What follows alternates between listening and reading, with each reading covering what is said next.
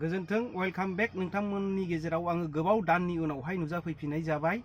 दानो आङो गोबाव दाननि उननिफ्राय दिनै प्रथम भिडिअ जे जोंनि बिटिसिनि इलेक्शननि बारहावा बारबोदों बे बारहावानि सोमोन्दै आं नोंथांमोननि गेजेराव बिजिरनो थाखाय आखायाव लानाय जाबाय। सिगांनि समाव नोंथांमोनहा जेरै आंनि भिडिअखौ अनसायनायनि गेजेरजों नायबोदों बेबायदिनो नोंथांमोनहा अनसायबोगोन, शेयार खालामगोन, कमेन्ट खालामगोन होननानै गेदेर मिजिं खालामनानै दिनैनि भिडिअखौहाय जागायजेननाय जाबाय। आङो दिनैहाय जागायनो सानदों जोंनि दतमा बियाब आरो क'क्राझार बियाब बे मोननैनि गेजेराव सोर देरहागोनखौ जोङो नुदों बा आंनि स्टाडियाव सोरखौ नुदों बेखौ जोङो स्टाडि खालामनानै जोङो नायोब्ला जोङो नुनो मोनदों दिनै जोङो दतमा बियाबावहाय इउपिपिएलनिफ्राय राजु नार्जारी आरो बिपिएफनिफ्राय रबिराम नार्जारीखौ जोङो नुनो मोनदों। रायजो राजाफोर थांनाय जे इलेक्शनाव राजु नार्जारी बिथाङा जेनदों सराइबिल कन्स्टिटिउसननिफ्राय आरो कुसुगावनिफ्राय रबिराम नार्जारी बिथांखौ जोङो देरहानायखौ नुनो मोनदों आरो सिगांबो बिथाङा बे एरियानिनो एमएलए हिसाबै जोङो नुनो मोनदों। दा बिथांनि मावनाय गुबुन हारिफोरनि गेजेराव मावनायफोरखौ जोङो नायोब्ला बिथांनि गोसो होनानै मावनायखौ एरियानि थाखाय माखासे डेभेलपमेन्टखौ मोजांथार मावनायखौ जोङो नुनो मोनदों। बिनि थाखायनो जोङो दा इलेक्शननि सिगांनो बारहावाखौ नायोब्ला रबिराम नार्जारी बिथांखौ जोङो देरहानायखौ नुयो आरो नैबे राजु नार्जारी बिथांखौ जेनखागोनखौ जोङो नुनो मोनदों। नोंथांमोनहा मा मोनदांथिदों बेखौ नोंथांमोनहा कमेन्ट खालामनायनि गेजेरजों नोंथांमोनहा बुंहर।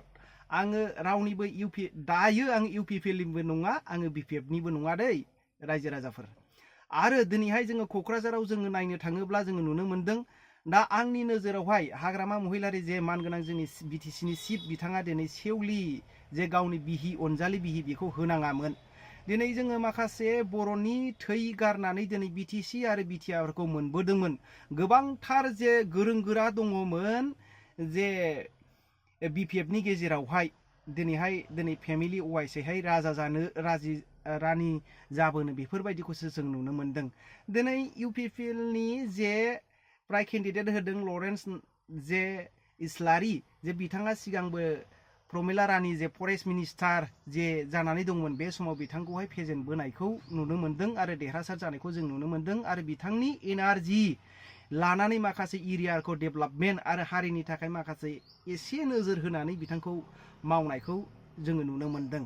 बेनि नोजोरखौ नायोब्ला 55% बिथाङा दिनै देरहागोनखौ नुयो आरो माखासे जे बिपिएफनि माखासे प्रमिला रानिनो टिकेट मोनैयावहाय दुखु मोननायनि गेजेरजोंहाय माखासे सुबुंफ्रा दिनै बिपिएफनि मानसिफ्राबो दुखु मोननानै जोङो थानायखौ खना खनलाखौ जोङो खोनानो मोनदों।